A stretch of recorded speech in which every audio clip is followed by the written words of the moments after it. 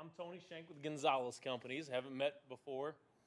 So Gonzalez Companies wrapped up a stormwater master plan for the city right about a year ago, almost exactly a year ago. And as part of that stormwater master plan, one of the pieces of the stormwater master plan was to review stormwater ordinances to determine how we can stop problems from happening before they start, right? And so what I have here tonight is a presentation about our ordinance review and our recommendations on how maybe some of the ordinances for the city could be improved based upon some of our findings that we had during that stormwater master plan. And so what I'm going to go through tonight, I'm not going to go through the details of the stormwater ordinance revisions, but I'm going to go through an overview of the different. I guess I should have hit my click share here earlier. I already went through 3 slides. You didn't really miss much. It was just a title slide, and then we're on slide 3. So anyway, we've got our ordinance review and recommendations. And so again, I'm not going to go through the details of those recommendations. Those details, I believe, were shared on board docs for tonight's Plan Commission meeting, where we've got all of the changes tracked throughout. What I'm going to go through tonight is more of an overview to provide a little bit of background and reasoning of why these changes were recommended by Gonzalez Companies during that stormwater master plan. So part of that master plan, again, was to review sections 400 and 500, which are the ordinance sections which govern stormwater, whether that's stormwater management, grading, and erosion, or the infill development stormwater management ordinance that was adopted back in 2019, I believe. And so part of just some more background about myself, Gonzalez Companies does the stormwater infill development permit reviews for the city, and I personally do 99% of those reviews. And so some of the processes on how that stormwater infill development permits come about are based upon my experiences there as well. So the first ordinance that I wanted to talk about and just provide some little background was section 400.2650 there. That is an ordinance that talks about when a grading permit is required. So right now, the original language is if you have a project within the city and you do not have a building permit, and you do not have a plumbing permit, and you do not have a curb cut permit or something else like that, you would have to have an excavation permit if you disturb more than 1 acre of soil, okay? And so what we found during our stormwater master plan was this particular situation where there was about one residential lot, which is about a 1/4 acre or so, that was being disturbed and transformed into a parking lot. Well, no other permit was required for the construction of this parking lot because it didn't have a building on it. It didn't have any of these other items. And so part of our stormwater master plan process was we went out and investigated complaints throughout the city for a number of different items, well over 200 different complaints. And this is one of the complaints that we investigated. We've got stormwater, we have erosion, we have sediment getting onto my property from a neighboring property. What is the city going to do about it, right?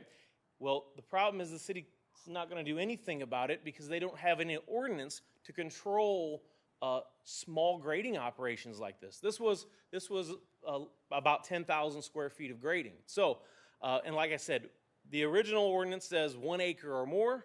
Our recommendation is to bring that down to a more manageable level of about 1 city lot, which is about 10,000 square feet. And so we're suggesting to improve the ordinance that you have in place. You have a minor grading permit, which would be 10,000 square feet up to 1 acre, and then you'll still have your major grading permit, which would be over 1 acre. So a couple of things that does is gives the city more control over projects that aren't to that 1 acre scenario, and you can control where the erosion control barriers and things go for these smaller projects, and they're necessary, as you can see in this picture. what it does is that it does require additional staff reviews and consultant reviews to implement additional permitting. So hopefully those city costs would be covered by the permit fees themselves, but a developer, somebody that wants to make some sort of improvement to a vacant property or a property that they want to demolish and create a parking lot like this situation, they would have additional permit fees and additional steps that they would have to go through. So that's the first permit that I just wanted to kind of give some background on, and again, the full language on that is included. It would not include small things like gardens or berms of less than 1 foot high and different things like that. That's all in that permit. Can I ask a question? And sorry for Absolutely. No, I think questions during is great. Estimates, which I know is going to be really hard. We don't have a permit that's between 10,000 and an acre right now. So what is a rough estimate, or if we have other cities that have ordinances like this, of how many of these would we be seeing in Brentwood? You talked about the staff time, but in our 2 square miles, what would we be expected to see? I would think that you're actually not seeing a lot. You're not seeing a lot of these types of developments that don't have new buildings or other things that trigger a permit. I think these are actually few and far between, but your current permit of an acre or more, you don't have construction of an acre or more, or at least rarely. So this would, again, I would say this probably maybe 3 a year. I mean, it's not significant, but those 3 permits a year are going to disturb the 5 people around them, and so you've just saved a problem for 15 people for not that much more. Thank you.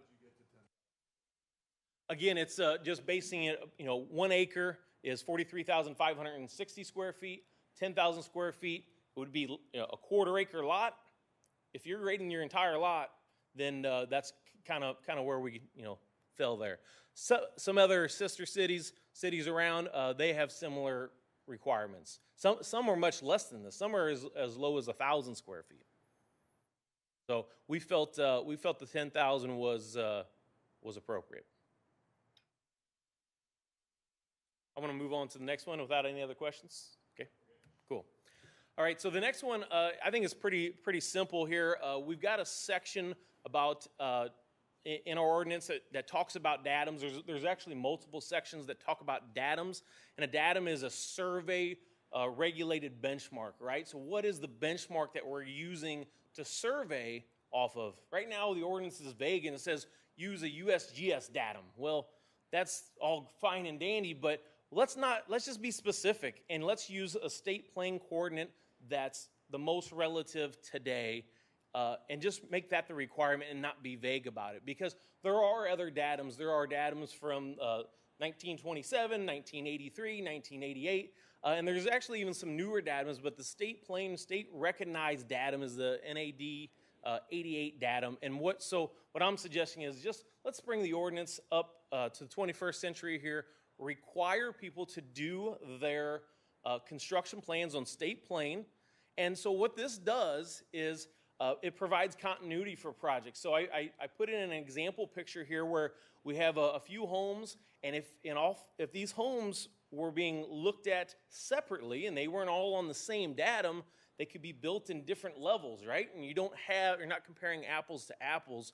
And this is kind of a generic example here where one house might be built a lot higher than another house, and if you didn't know what datum they were built on, you didn't have the finished floor elevation for both projects in front of you on the same datum, you wouldn't catch that as a reviewer. And so really this is not going to be a cost consideration for anybody involved.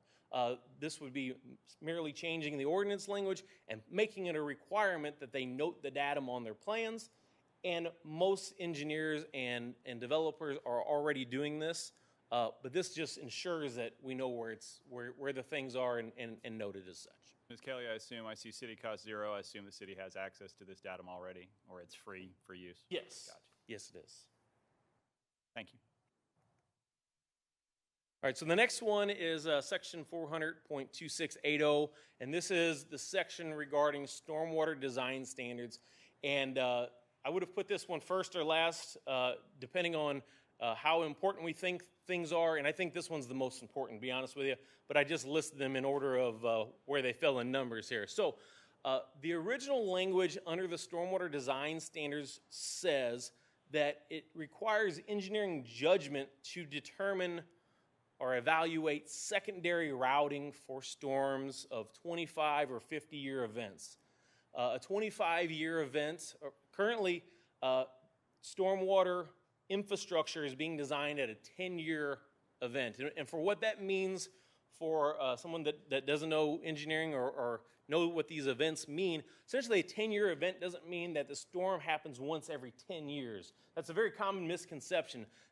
And I'm not really sure why they've labeled it as such, but it's really that this storm could happen.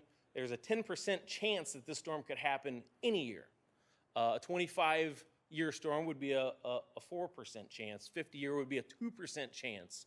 And a 100-year would be a 1% chance that that storm could happen in any given year. Okay? So it's not that it happens once every 100 years. And so, again, the original language says that secondary routing should be evaluated at the engineer's judgment for 25 and 50 years. So there's a couple of problems there right now. Standard of the industry, MSD, requires that all new stormwater infrastructure be evaluated up to a 100-year storm event, right? And so that secondary routing is really important. And what we're talking about is if we're putting in a new pipe or a new culvert, then we need to know what happens when that culvert becomes clogged. Where does the water go after that? And so a very common situation is whenever we have some homes that are very close together in the city of Brentwood, and you've got maybe a swale between the houses that carries the water out of the backyard in a graphical situation like you see above. Without that swale, the water becomes trapped and goes to the neighbor's property or is being held into the backyard.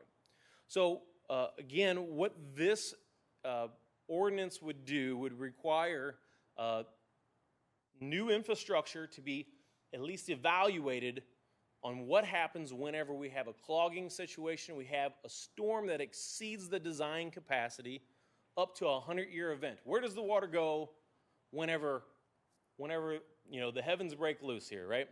And so again, this brings the city code up to the minimum standards for MSD, but it does require some additional cost.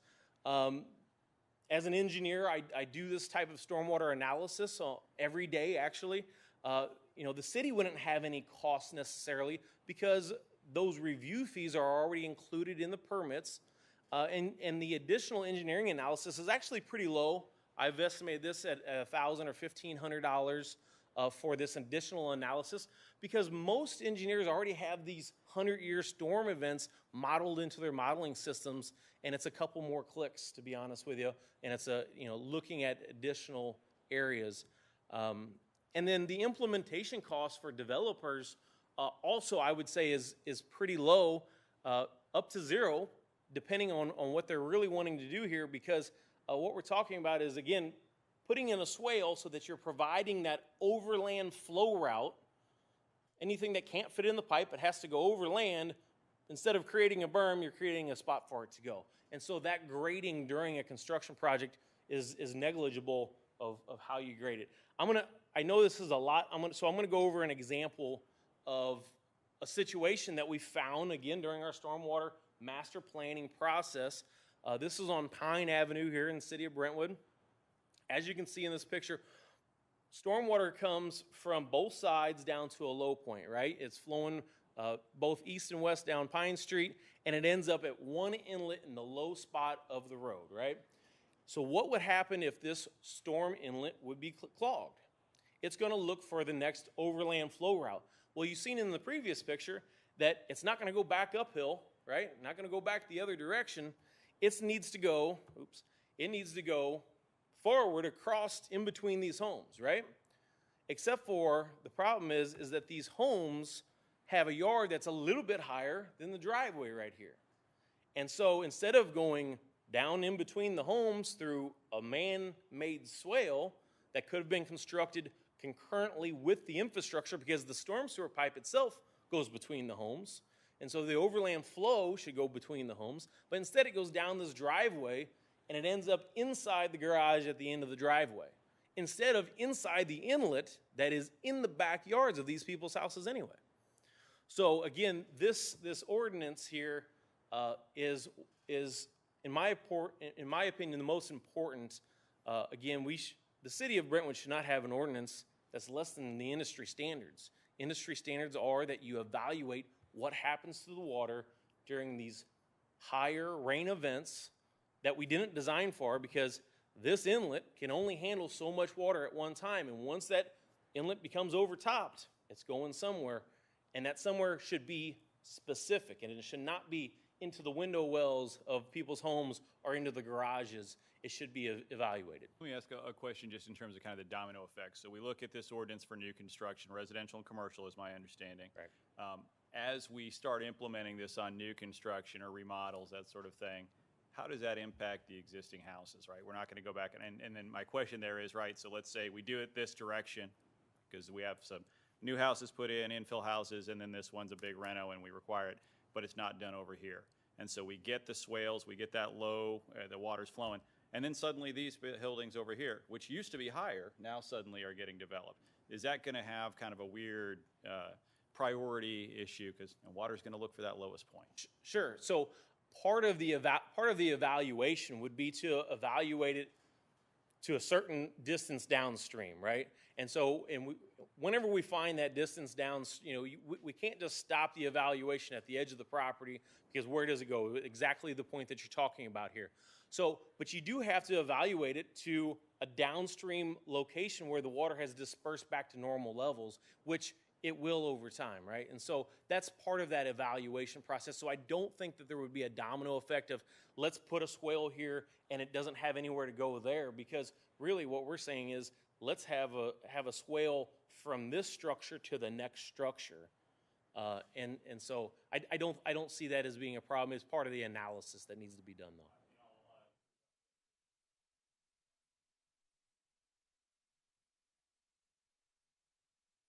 Any other questions?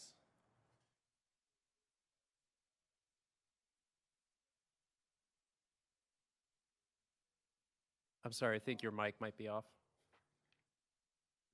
Have an effect on impairing development where a project might not have given their desired design, won't be able to comply with these requirements? Yeah, to be honest with you, there always are trade-offs, right? And so part of that implementation, to provide a swale and overland flow route, but I wanted to have, my kid's playground or a pool in that area. So the trade-off here is what are you impacting because of your development? What else are you damaging versus what do you want to do with your development? So yeah, there's definitely going to be a trade-off of usable space, actually, and then complying with this requirement. On Mr. Hunt's point of, have you seen it where there's ordinances where there is kind of a cap or a percentage? So for example, I want to do a project, it would trigger this ordinance, but the mitigation would be 50% of the total project cost. Have you seen it where there's situations where there's a cap on that, or to say, hey, let's get it at least to this point where there is an improvement, if maybe not up to the 100-year mark, something like that? So I think as part of the full written ordinance, because I think Whitney and I had discussed this one in pretty good detail previously as well, that we always talk about having some sort of, there's got to be, I cannot comply with this regulation, right? And so per the public works director or whoever can make a decision and say, yeah, this is unreasonable. And so I think that could be written into the ordinance if it's not already, but I'm pretty sure that it is. You recall? So this would be to have an overland. I know which one you're talking about. The overland flow route evaluation, right? And so at some point, if we get to a situation where it seems unreasonable to provide this 100-year overland flow route, by the way, what happens if you don't provide it? It's going to go into somebody's house, right? But that would be a consideration that you could always put a caveat that any of these ordinances can be circumvented by city staff or some other And to make sure I'm understanding that this is obviously would trigger when there was a change, it would be a change to grade. There would be such a change that you are going to change the flow and direction of water, basically, at that point. This would, the way the ordinance is written is whenever there's new stormwater infrastructure, like a pipe, like a new inlet. Okay. Okay, so so far in our stormwater infill development permits for a residential regulation or residential permits, I've only seen one pipe installed so far, right? So it's very rare, 1 out of 50, it's pretty rare. So, Good to go. Thank you. any other questions? Okay, I'll move on to the next one. The next one here is concerning maintenance agreements. We have maintenance agreements for both stormwater infill development. So this is residential folks that are putting in some sort of stormwater best management practice or a detention facility or erosion control facility, right? So if we have a developer, they are required to maintain their erosion control, their silt fences, they have to be in good working order.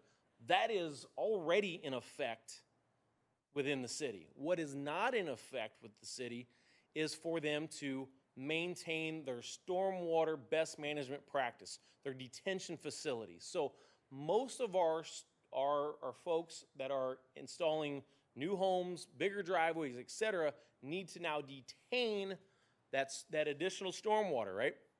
And most of our detention happens through what I have pictured here is called a dry well. And essentially it's just a pit that's buried underground, water goes into it and allows for it to seep into the ground. And so what happens over time is that sediment and debris enter these dry wells and they block and clog the ability to soak back into the ground. And all of a sudden now we have a direct discharge, and the situation is actually worse than if the stormwater would have ran off of the roof and entered the lawn before going through one of these systems. Now we have a direct discharge because the system has failed and it is proven ineffective. And so now, how do we get the people to maintain this? Maintenance agreements is the suggestion here right now. So again, the original language is to require them to have maintenance on all erosion and stormwater detention facilities, but it doesn't lead back into the residential area where we also have problems.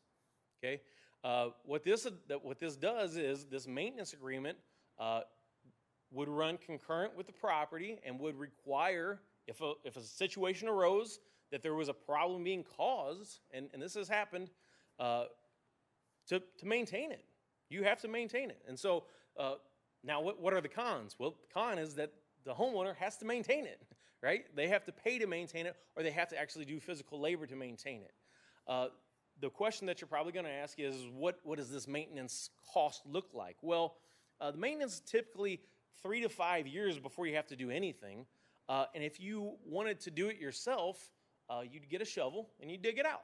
Or you could hire somebody to come and you could suck the debris out through the little ports that you can see in the pictures there. They expose to the surface. You open a port, you put down what's called a Vector truck, and you suck the debris out. So those situations on a site visit like that, it's probably like $500 or $2,000, depending on the situation and how you get back to the location that these are at, et cetera. So again, it's some work or some money every 3 to 5 years. How is code enforcement going to work? So I see the zero city costs, but how is then the enforcement of, you said you were going to maintain this, you didn't maintain this? Right. So if you didn't maintain it and it's not causing a problem, you're probably not going to, the planning director is probably not going to get a phone call, right? If you get a phone call, now we need to do something about it. And now I have the teeth behind me with this maintenance agreement to force the homeowner to actually do something about it. Right now, you go, please do it. And if you don't, then the problem continues to happen and the city residents continue to have issues behind the fact. The city's going to demonstrate that you haven't maintained it because it's filled with sediment, therefore we have a mechanism to force you to maintain it. Okay. Correct. And again, here's just, this is another situation of stormwater best management practice. Before, we talked about dry wells. This situation is that they actually have some permeable pavers, which allows the water to seep back in. And again, the areas between the pavers have become clogged with debris. Again, this situation is resolved by power washing. You power wash the debris out between the pavers, and then the water can absorb in, and you don't have this nuisance situation. All right, the next section here is section 500.1710. So this is our section that defines what a regulated infill development is, right? When do we need the SWID permits? Right now, if you have a net impervious improvement of 200 square feet or greater, you need to get a permit, okay? So just consider this. If you have a single car garage, probably the smallest garage you can have at 14 by 24, you're gonna need a permit.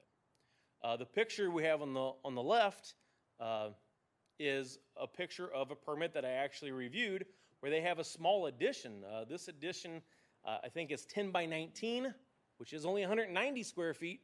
But then they go, oh, we also want to make our porch just a little bit bigger. So they had 205 square feet. They had, I think it was right at 205 square feet.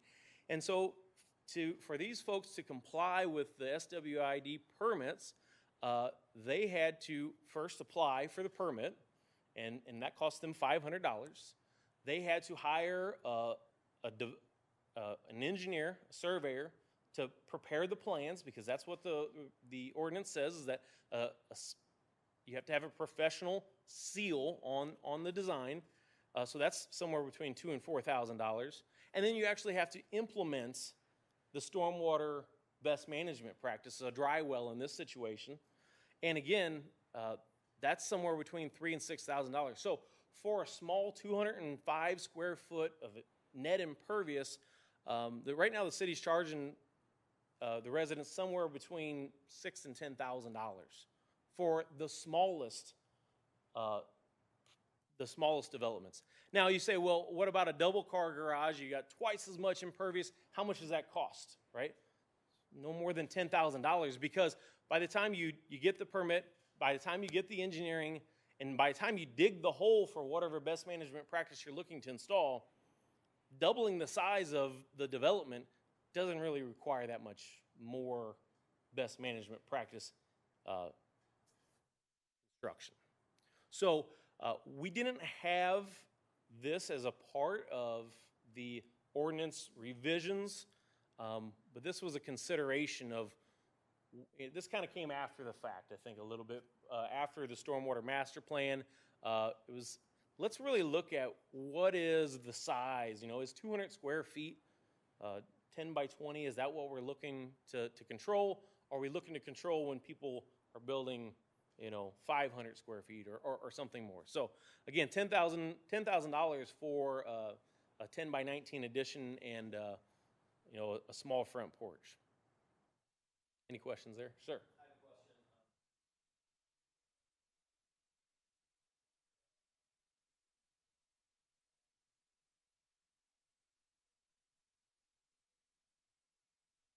Yeah, so we talked about that one at the beginning, and it was 10,000 square feet is the number that was in the ordinance.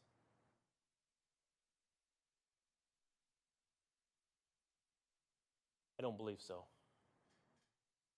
There, at one we start the way that these ordinances were written. I wrote the recommended language revisions.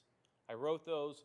I met with city staff and we talked about them, and then I revised them. At one time, there was something less than 10,000, but we came to a conclusion that 10,000 was more reasonable than whether it was 100 or 1,000 or something else. And so we probably need to make sure that that's updated in the. Yeah, I'm not aware. You might be referring to is where there's new impervious coverage of 200 square feet or greater. It requires stormwater detention. So that's the current code language. Yeah, but I'm not aware of anything for 100 square feet. Yeah. Okay. Any other questions on this? Okay. Sure.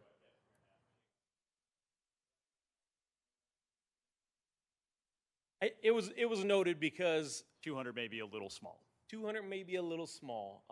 Over the last 3 weeks, Whitney, how many do you think I reviewed? 15? So summer construction is really rolling on here, and that was quite a bit. We've had a couple of people wanting to expand their patio for outdoor areas, and you know, if they were just over 200 square feet, then they had this additional cost that they weren't planning on. So, you know, maybe Right. I mean, that's going to encourage people to go do. up to 500 Right. square feet. Yeah. Going to encourage people to do 100 square feet this year and 100 square feet in 2 years, and that's Or probably suddenly it becomes 199 square feet versus. Oh, no. Would someone ever do that? No. All right. I appreciate that. Thank you. Sure. So, all right, the next section that I'm suggesting some revisions here. We've got a section that talks about the stormwater infill development permit procedure. Right now, the issue is that the ordinance is written, and it has very specific language in it talking about paper copies and different things that we have to do. That's not what's being done. That's not what's being done. That's not what's being implemented currently. So two things need to happen. We either need to follow the ordinance with the process, or we need to update the ordinance to follow the process. And I think the latter is the right way. We need to update the ordinance to follow the process. The current process is the most efficient way to do things. Things are being uploaded by the user. There's an email. We get to review everything online, and everything goes pretty smoothly as long as the online submissions happen and that people get emails and can communicate via email. If that doesn't happen, people can't communicate via email. This could be troublesome. This could be problematic. That would be a con to this ordinance. But right now, city staff has always been more than happy to help upload information for folks that maybe are not tech savvy. Again, I think that this is an easy ordinance change. That's not any cost to the city, and it's not any cost to the owners because it's already happening. It's already in place. And we've got a nice little flow chart if anybody's unfamiliar. This is on the city's website, and they can understand the different processes. Questions there? Okay, the next section that I want to talk about are the different sections that all talk about the permit fees, right? Fees and deposits and violations. Right now, the language does not allow for multiple reviews, right? So what happens is if a developer brings in a set of drawings that doesn't have all of the information that we want, that's included in the ordinance, I would review it, and I would send it back, and I'd say, put all the information that's on this checklist onto your drawings, right? And then I'll get it back, and it's still wrong, okay? Well, I've reviewed it twice, which is what my fee is for, and then the third and the fourth and the fifth time that I have to review it, and which has happened, I'm charging the city for those reviews. Right now, I don't believe the city has a mechanism to really recoup that fee that the city is being charged because of a developer's negligence or irresponsibleness to make the necessary changes. Also, some of the fees probably don't really cover everything, right? So like the deposit, for instance, the deposit says that we should have a deposit equal to the cost of construction. Well, what is the cost of construction? Every deposit is different, but the city charges 110% of the net impervious to make it more reasonable and a number that we can grasp. We're already charging that, so let's make the ordinance follow the procedure, right? Corrections of violation. Again, all of these things should be at the discretion of the Director of Planning and Development, but whenever there's additional reviews, we should have additional fees. Whenever there's implementation, whenever something has been constructed that doesn't match a plan, we don't have correct fees for violations, right? So that's what the specific language talks about. Questions?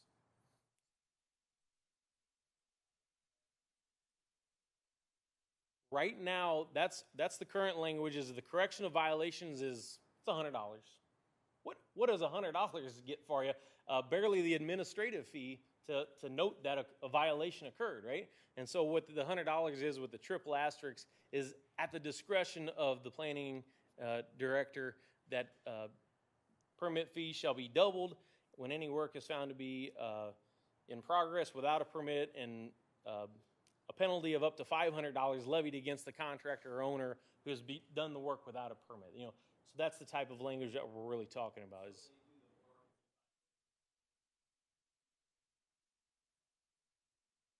It's $100. It's a flat fee. That's what it says now.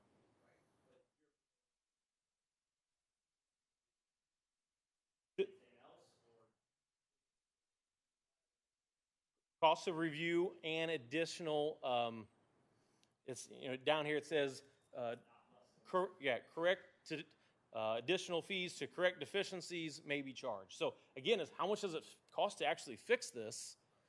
That's what you should be charged to fix it. So it's not a flat rate. I'll move on. All right, this next one is section 500.1770, sump pumps and downspouts. Right now, the city's ordinance on sump pumps and downspouts is important because a lot of neighboring homes are very close to each other. Right now, the ordinance is a little bit vague, though, and says that the discharge should be 10 feet from the property line, but does allow them as close to 4 feet, right? So it treats the sump pumps and the downspouts the same. I would recommend that all the discharges be 10 feet from the property line all the time. Now, whenever we talked about this previously with the Public Works folks, they said, well, some of our setbacks are only 5 feet. So how can I get a discharge that's 10 feet? Well, if that is the case, let's have the chief building inspector give a variance, okay? So that's the ordinance revision that we have in place now, is that we talk about it should be 10 feet. Don't give them a 10 feet or a 4 feet, or just maybe just give them the 4 feet. But give them 10 feet all the time, and then if that is impossible due to a building setback, the chief building official can provide that variance. Why not just make it a 10-foot or the setback distance as, the actual setback distance, then a variance isn't required? So part of, and I think the actual ordinance language gets a little bit more involved, and what I would suggest is that you don't get to direct it directly onto the neighbor's property. You could direct it towards the back of your property where you've got, you're still discharging it 4 feet from the property line, but it's at least directed in an appropriate direction. And every situation is different, right? Every situation is, just like I've got up here, a one-size-fits-all situation doesn't exist. That's why we got to put it into our chief building official's hands, somebody that can look at the situation in, how are the yards lying? Is this the appropriate place to discharge if it's less than 10 feet?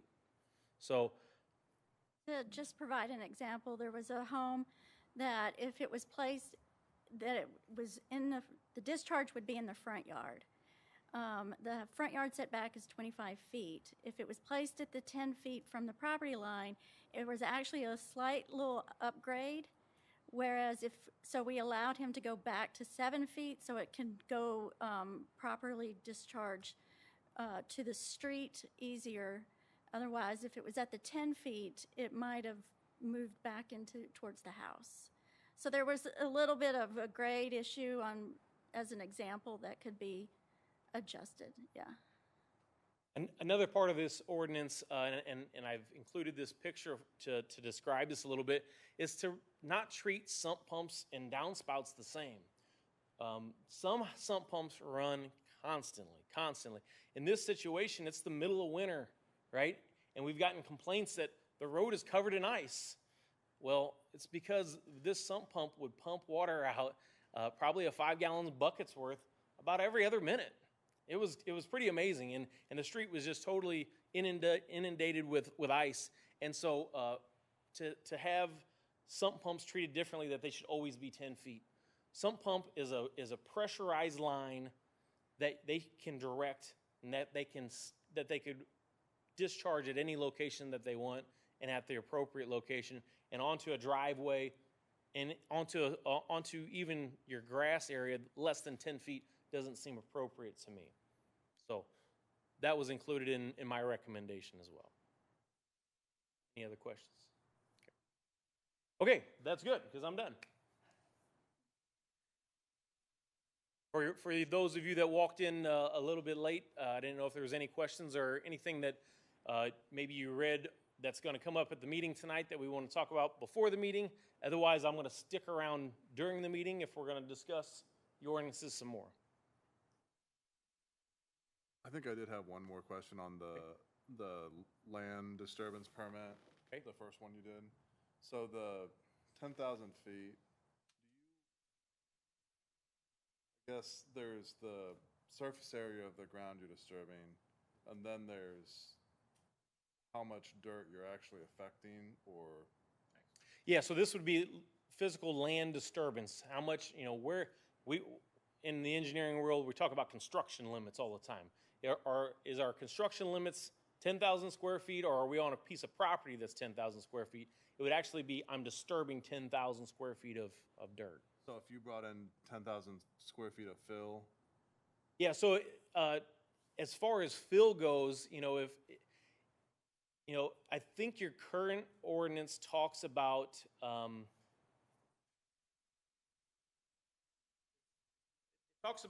the amount of cubic yardage. Oops.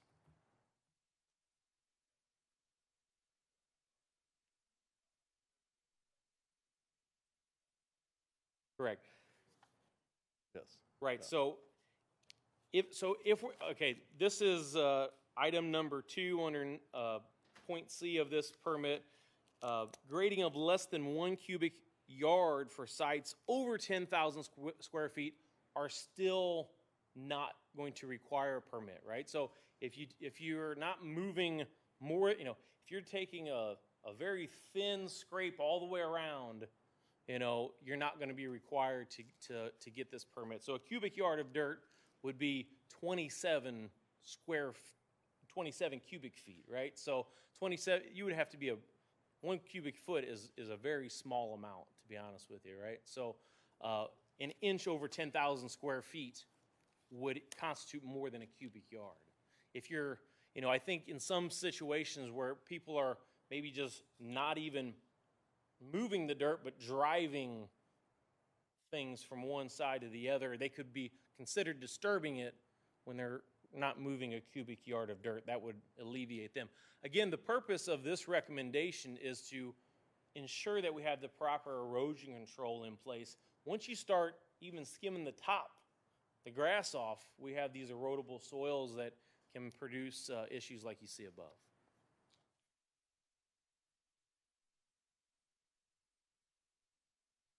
Anything else? If not, I'll sit down and wait for the meeting to start.